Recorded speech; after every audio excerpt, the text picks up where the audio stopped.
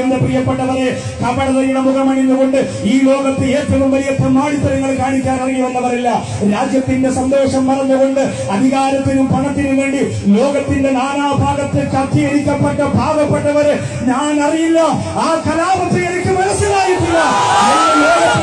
ഒരു വിഖാരിയെ പോലെ വിപ്ലവം നടത്തി പോരാ.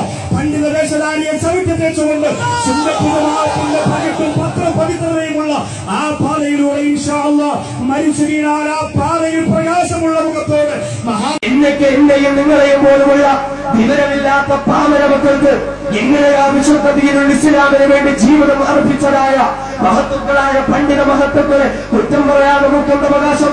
ഖുർആനും ഹദീസിനും വേണ്ടി ജീവിതം കൊടുത്തവരെ കുറ്റം പറയാൻ നമുക്കുണ്ട് അവകാശം? സഹോദരങ്ങളെ, പാടില്ല. ഈ സമുദായം ഒന്നു ചേർന്നാൽ ഒരുപാട് പ്രയോജനങ്ങൾ നമുക്കുണ്ട്. സമുദായത്തിന്റെ സംഘടനകൾ ഒന്നു ചേർന്നാൽ ഒരുപാട് പ്രയോജനങ്ങൾ നമുക്കുണ്ട്. നമ്മളൊന്ന് ചിന്തിക്കുവിൻ. ഈ സമുദായത്തിന് അനുഭവ സമ്പത്തുള്ള, ഈ സമുദായത്തിന് പ്രയോജനം ചെയ്യുന്ന ഒരുപാട് പണ്ഡിത മഹത്വങ്ങൾ നമുക്ക് കിട്ടിയിട്ടില്ലേ?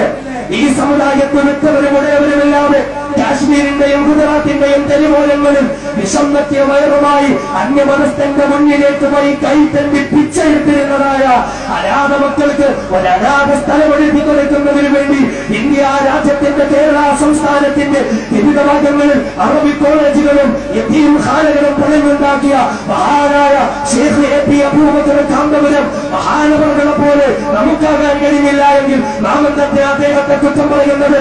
കിതാബുകളും സുന്നത്തുകളും പ്രമാണങ്ങളും മുന്നിൽ വെച്ചുകൊണ്ട് ഈ സമുദായത്തെ അഹ്ലുസുന്നയുടെ മാർഗത്തിലൂടെ നയിക്കുന്നതിന് വേണ്ടി കഷ്ടപ്പെടുന്ന പേരോട് അബ്ദുർ റഹ്മാൻ സഖാഫിയെ പോലെയുള്ള പണ്ഡിതന്മാരെ നമ്മൾ കുറ്റം പറയുന്നതെന്തിനാ?